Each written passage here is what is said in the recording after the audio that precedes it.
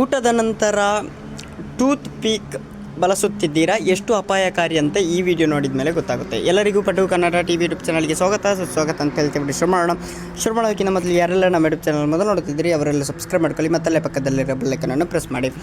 ಸಾಮಾನ್ಯವಾಗಿ ಊಟದ ನಂತರ, ಅದರಲ್ಲೂ ನಾನ್ ವೆಜ್ ಊಟ ಮಾಡಿದ ನಂತರ ಹಲ್ಲಿನಲ್ಲಿರೋ ಸಿಲುಕಿಕೊಂಡಿರುವುದನ್ನು ಟೂತ್ ಪೀಕ್ಗಳನ್ನು ಬಳಸುತ್ತಾರೆ. ಅಂಥವರಿಗೆ ಟೂತ್ ಪೀಕ್ನಿಂದ ಹಲ್ಲು ಸ್ವಚ್ಛಗೊಳಿಸುವವರಿಗೆ ಯಾವುದೇ ಪರಿಹಾರವಿಲ್ಲ.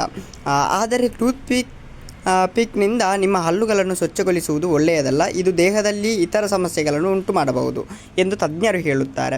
ಸಾಮಾನ್ಯವಾಗಿ ಆಹಾರವು ಹಲ್ಲುಗಳ ಒಳಗೆ ಸಿಲುಕಿಕೊಂಡರೆ ನಾವು ಅದನ್ನು ಟೂತ್ ಪೀಕ್ ಸಹಾಯದಿಂದ ತೆಗೆದುಹಾಕಲು ಪ್ರಯತ್ನಿಸುತ್ತಿದ್ದೇವೆ.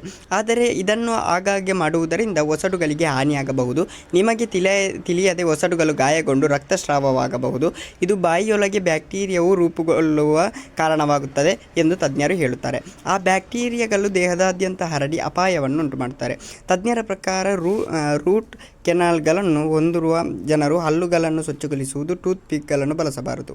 ಇದು ಹಲ್ಲಿನ ಸಮಸ್ಯೆಗಳನ್ನು ಹೆಚ್ಚಿಸುತ್ತದೆ ಅಂತಲೇ ಹೇಳ್ಬೋದು. ಓಕೆ ಗೈಸ್, ಮುಂದಿನ ಸಿಗೋಣ. ಅಲ್ಲಿವರೆಗೆ ಲೈಕ್, ಶೇರ್, ಸಬ್ಸ್ಕ್ರೈಬ್ ಮಾಡಿದ್ದೇವೆ.